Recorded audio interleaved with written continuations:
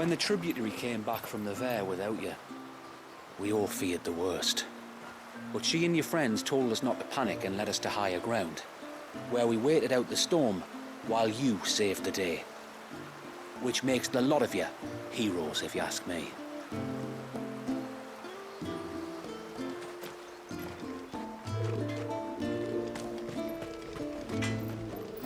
Yes?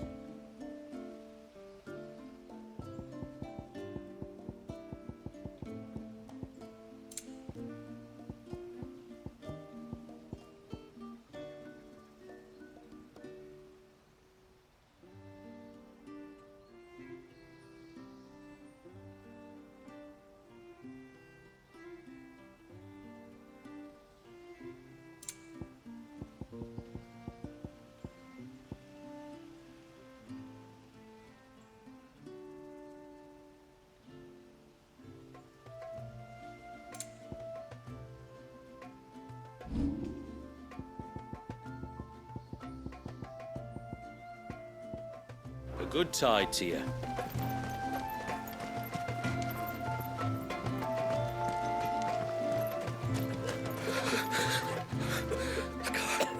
Just try to breathe. That's it. Is everything all right? Ah, you're the outsider. I'm Fannet, healer by trade. And this is Talor, one of my patients. He took ill not long after you arrived. Nothing too serious, I hope. I hope so too, but... But? This affliction, it's like nothing I've ever seen before.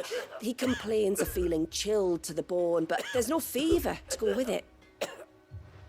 And my most powerful antalgic hasn't done a thing to ease the pain in his chest. I'm starting to wonder if his condition might require a different kind of treatment altogether. Shula said that you were here to help us. You couldn't help me, could you? I'd be happy to. If I can. You can, don't worry. All I need you to do is speak to Talor's son, Pavat, over at the forge, and ask if he knows what his father was up to before he came down sick. Something must have caused this, and I want to find out what. The trouble is, Talor's too weak to speak, and I can't leave his side for long. So while you talk to Pavat, I'll pay his wife word a quick visit, just in case she knows anything. All right.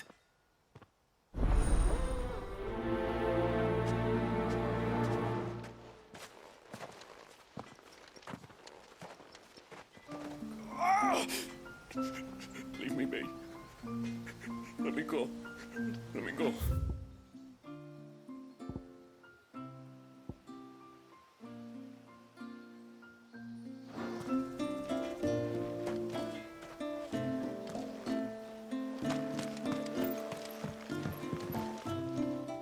Thanks for bringing me daughter back. I don't grudge her looking for adventure, but she's got to pull her weight like the rest of us.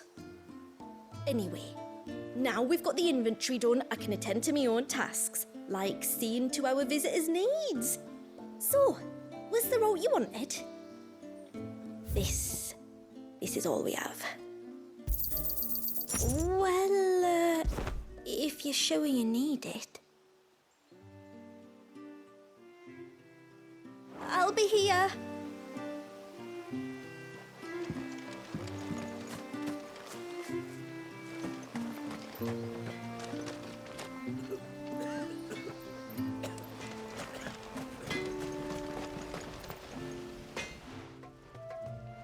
Oh, do you need something? I do, though not from the forge. Fannet asked me to speak with you. She's looking into the cause of your father's illness and wondered if you could shed any light on the matter. I see. Sorry. She shouldn't have dragged you into this. It's no trouble, really. Tell me, did your father do anything out of the ordinary before he fell ill? Not that I know of. But then I hardly see him. He's always out and about, like. Well, at least he was. Suppose he might have been a bit more fidgety than usual, but apart from that... When you say out and about, where does he usually go? Just round the village. Wanders over to Blazier's place most days. He's a fisher who lives on the other side of the fount. They're old friends. Maybe he knows something I don't. Maybe. I'll go and speak with him.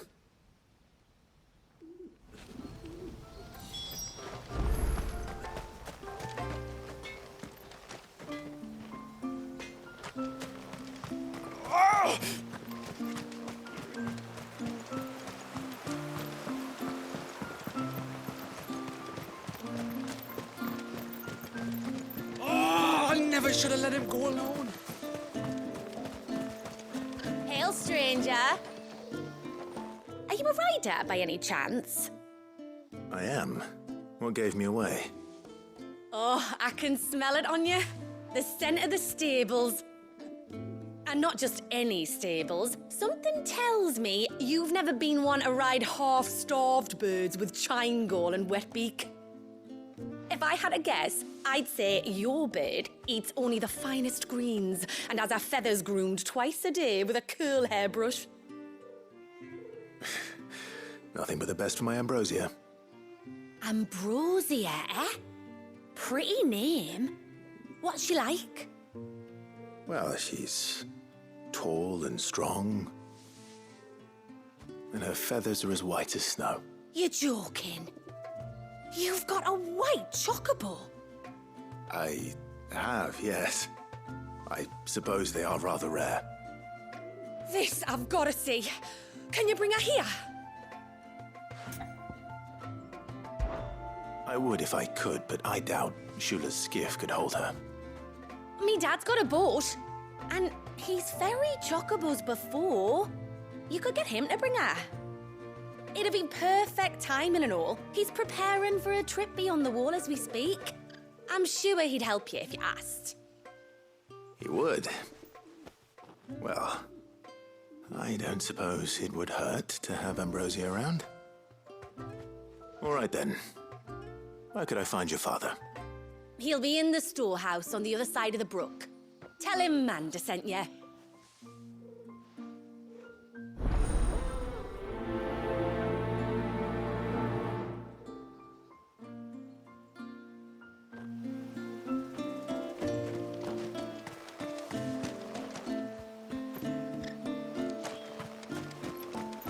Oh, I never should have let him go alone.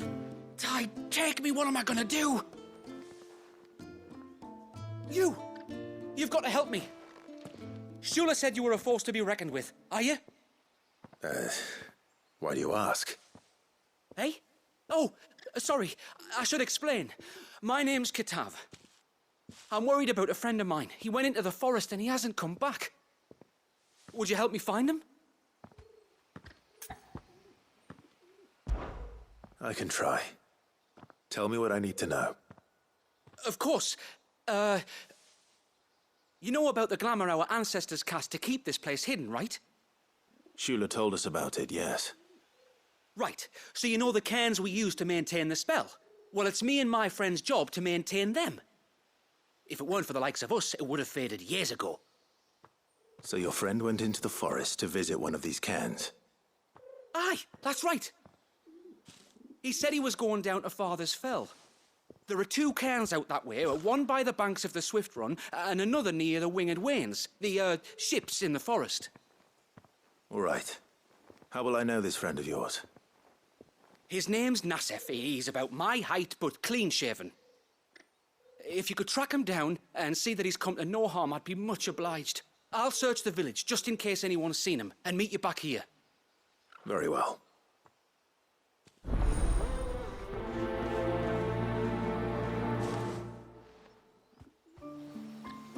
One cairn by the ships, another by the river. Better get moving.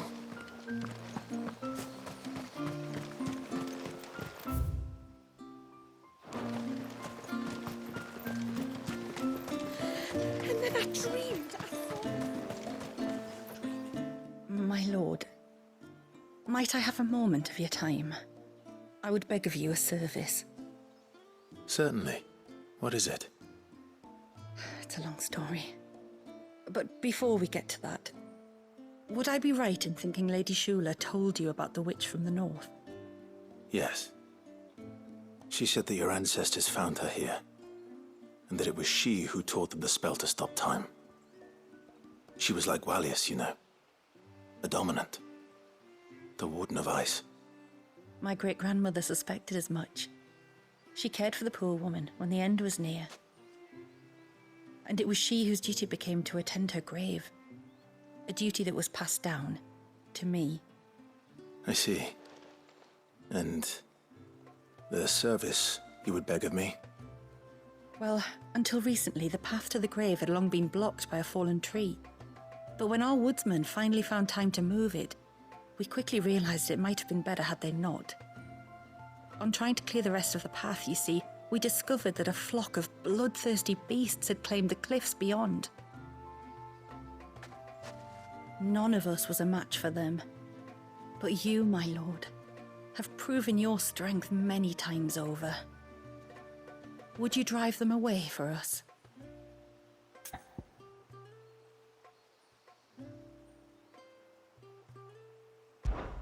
Of course.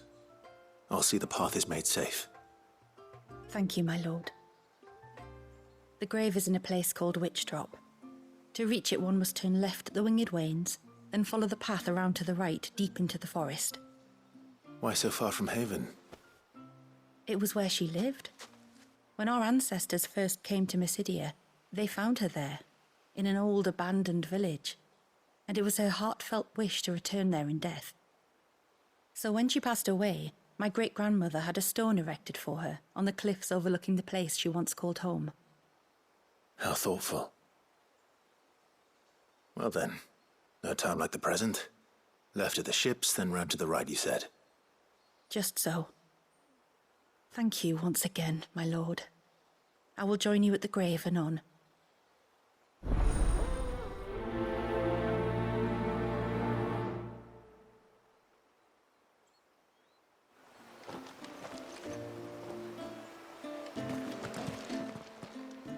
How are you liking our home? I expect you're wondering.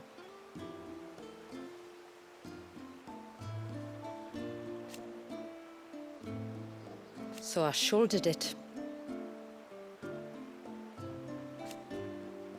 I was this close. It wasn't easy, though. Thank you, Clive.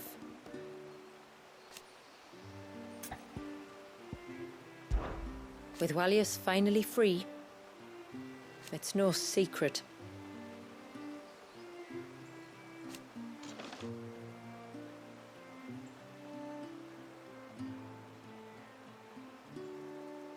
And while the Empire may have fallen, and then what? Fortunately,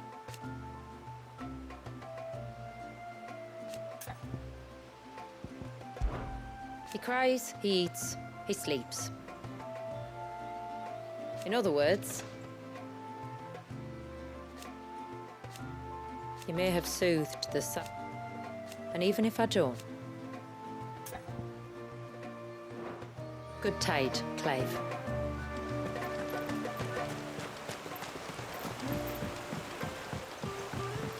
My lord, may I speak with... There is a matter with which I would beg your aid. Of course, what is it? Please, not so loud. Something serious then.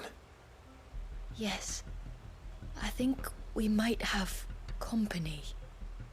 I was passing by the low gate when I saw a figure moving among the trees up on the cloak. At first I thought it must have been you or your brother, so I didn't say anything, but the more I think about it, the more certain I am that the figure looked familiar. Then you're sure it wasn't one of the other villagers? Positive.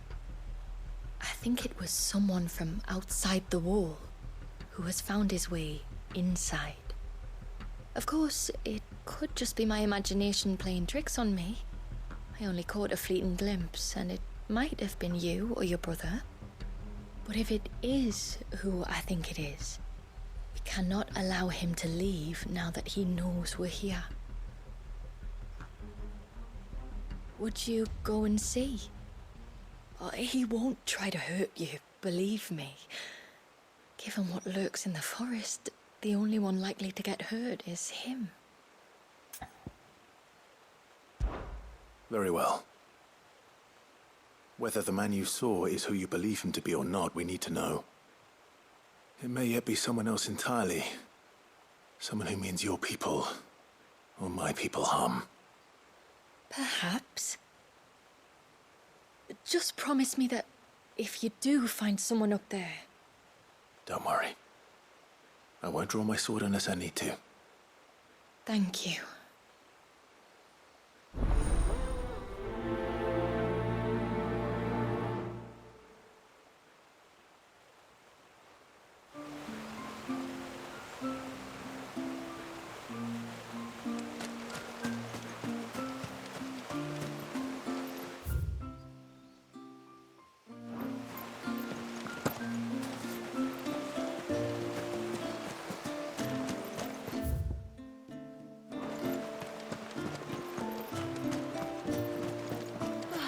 It looks like most of the Elder's blessings survived the storm. Well,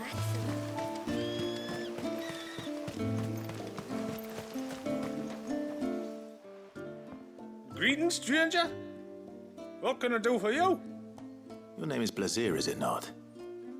Pavad tells me you're a friend of his father's, and that the two of you may have spent some time together prior to his illness.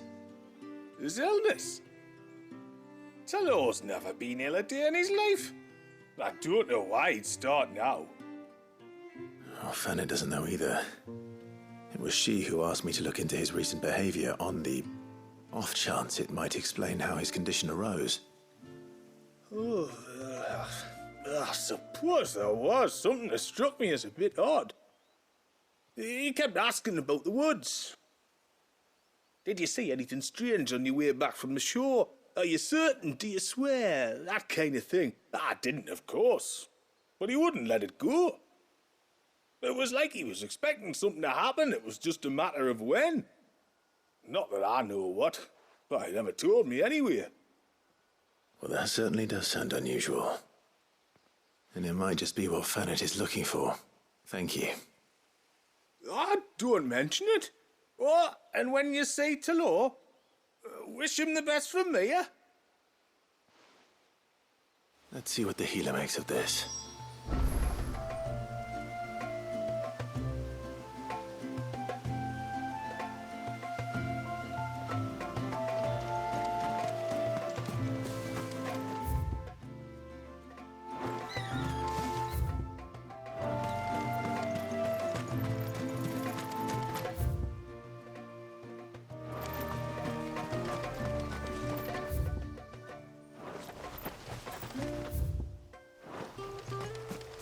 Praise be to the heavens, for the child is...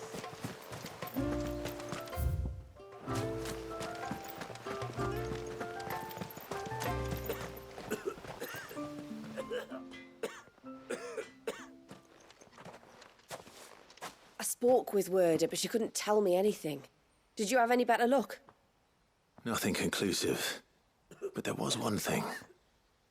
Blazir, the fisherman, told me that Talor had taken a sudden interest in the forest of late.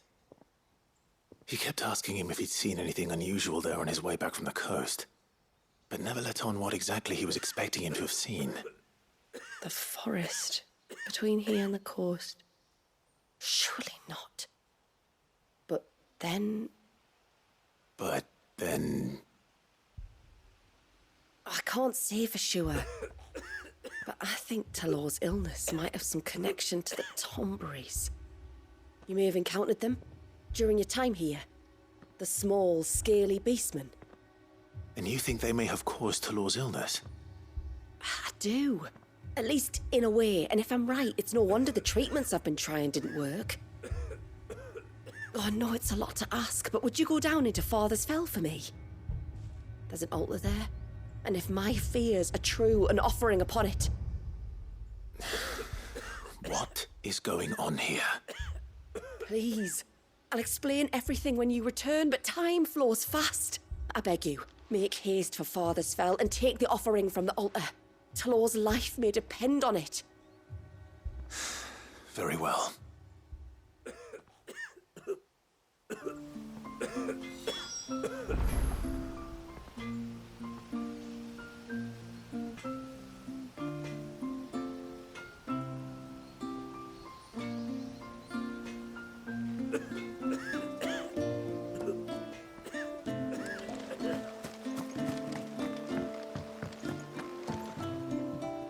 You one of the outsiders, then? I am. Shula invited me. Are you Manda's father? I am. Got you running errands for her already, has she? She's asked to see my chocobo, but I'd need your help and your boat to bring her here. Or you could just say no. Honestly, that girl and her birds, she'll be growing feathers soon enough. Well, truth be told, I didn't take the idea seriously at first. But thinking about it, it would make it easier to get around if I had Ambrosia here. Can you help? Well, if you're sure that's what you want. The tributary says we're to treat you lot as we would each other. So, if you need me to ferry your bird over, then that's what I'll do. Still, they don't take the water easily. I'll need you to bring us a mimic gourd or two to keep her calm on the journey over. And where would I find one of those? Oh, don't ask me. It's been years since I last brought a chocobo across the bay, and I'm told the world's changed a fair bit since then. Where do you usually get your stable supplies from? Well, the man who made Ambrosia's tack lived in Martha's Rest, and if I remember correctly, he traded in chocobo feed too. So I suppose I'll go and ask him. I'll be sailing over to Northreach soon to pick up some supplies. While I do that, you collect your bird and your gourd, and then meet me by the shore. Just don't take too long, all right?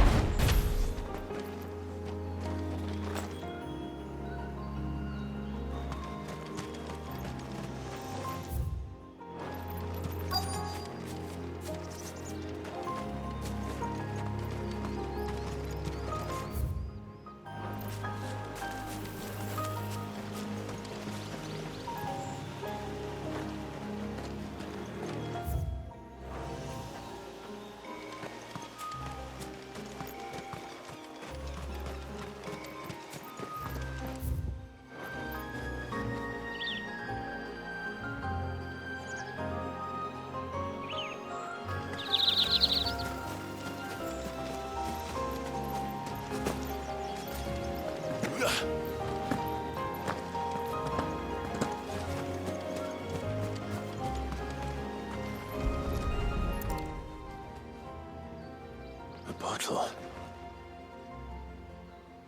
Breath of the Arbor.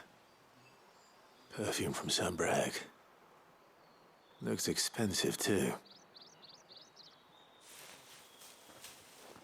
Who's there? Stop!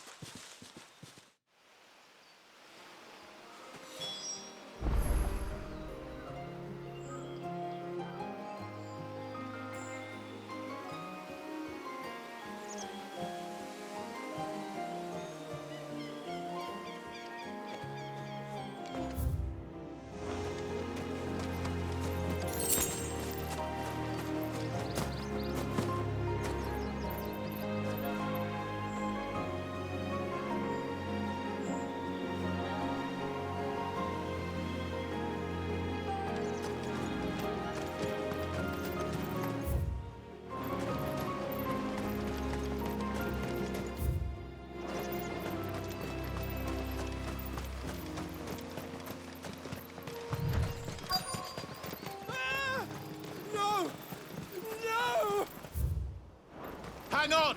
I'm coming!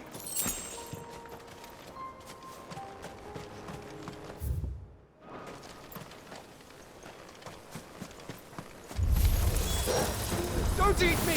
I'll give you gut rot, I swear! Stand back. I'll handle this.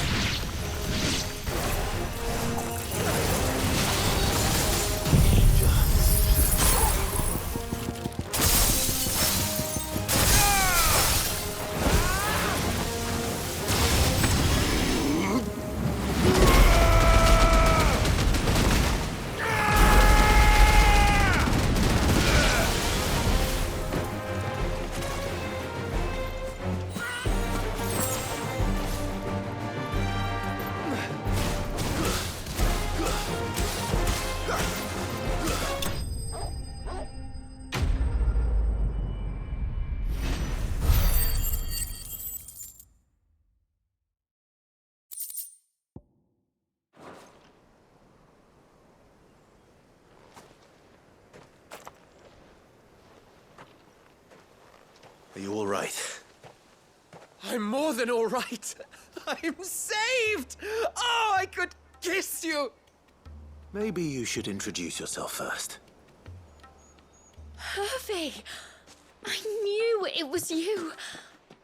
What are you doing here? I came to see you. Oh, my little canary, it's been so long. Thank you for saving him and sparing him. Who is he? Hervey, one of many clients from my employment beyond the wall. One of many clients. We spoke every night of our plans together. Whispered songs of love into each other's ears. And then you upped and vanished without so much as a word. I left you a note, didn't I? I told you I was sorry, but that we could never be together. That I could never abandon my family. And I told you not to look for me. How did you even find this place, anyway? The flame of your love was as a beacon in the night that guided me to you. Hervey.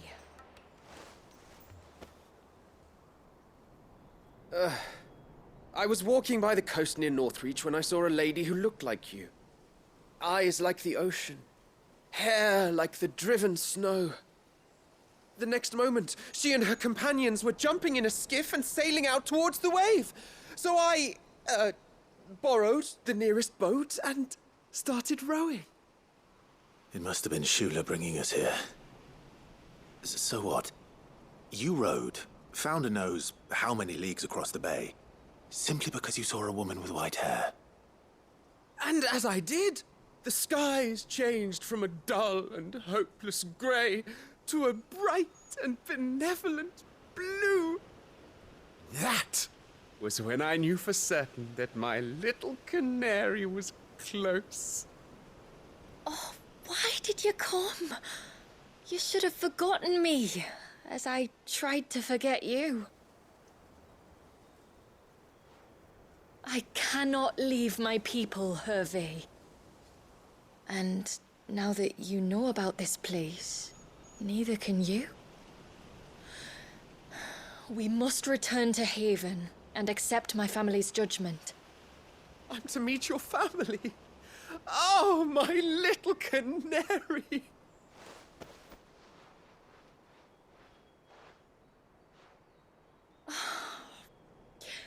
Please, come and see me later. You did as I asked, and you must be rewarded for it. But first, follow me, Hervey. To the end of the world and beyond.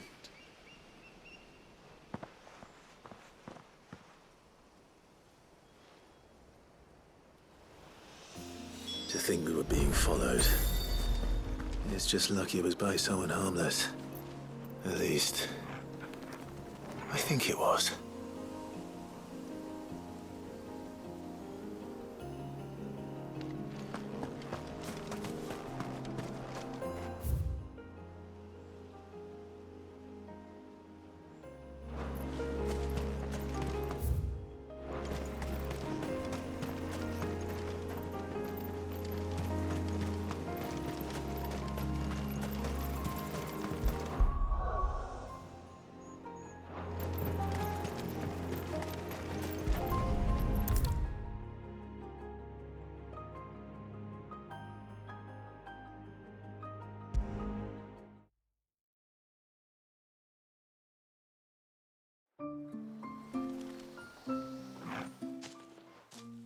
forgive me.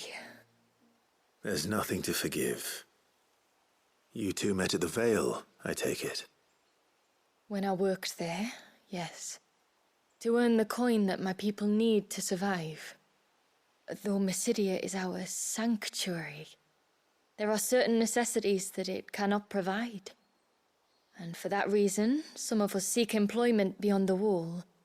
Yet few are the opportunities for followers of a strange faith in a strange land. And so you supported your family as best you could? I did. And I have never regretted it for a moment. I found a second family in the Vale. And in the Dame, a second mother. I also found Hervey. But our love could never be. I knew that if I revealed my secret to him, I would be putting my people in danger. But that if I did not, I would be living a lie, unable to return home. What will happen to him now? Since our people settled in Mysidia, uninvited visitors have been few and far between, but not unknown. Explorers, survivors of shipwrecks, none lasted long. I see. But the last was long ago. Hervey's fate is in Shula's hands now. I only hope that she can be convinced to spare him. Well, I haven't known Shula long. I don't believe she'd sacrifice a man's life if there were any alternative. No, she wouldn't. Come what may, I thank you, my lord, for all you've done. For both of us.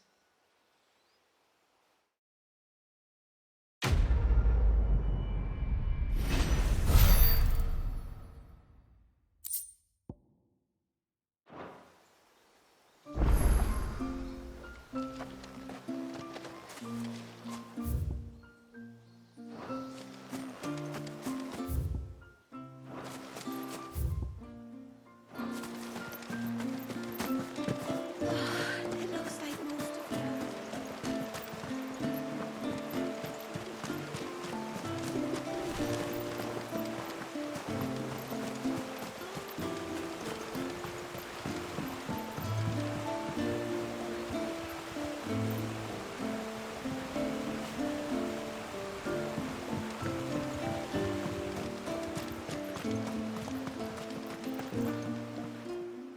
You wouldn't happen to have some time on your hands, would you, Clive?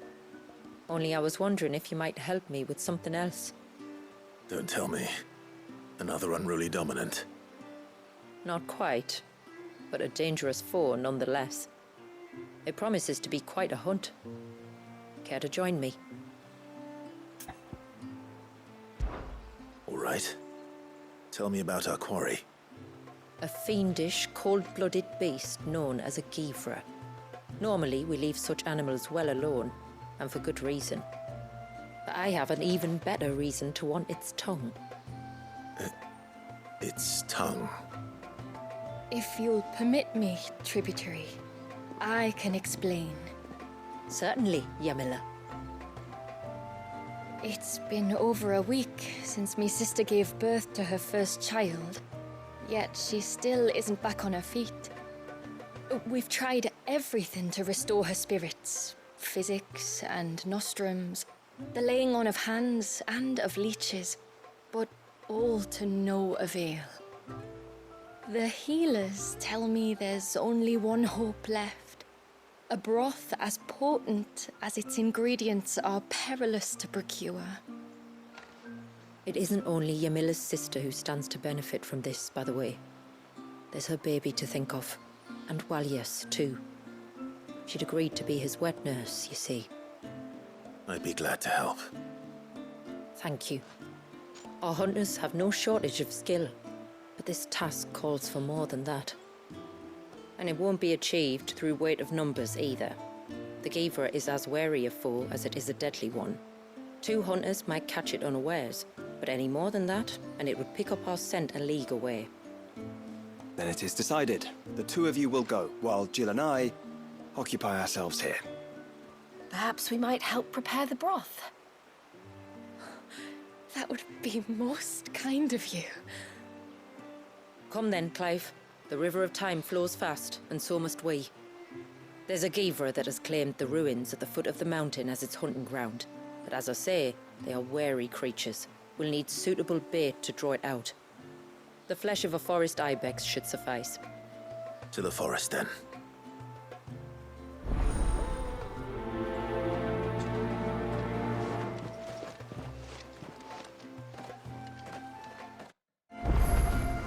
There's nothing a Givra loves more than a fat haunch of ibex.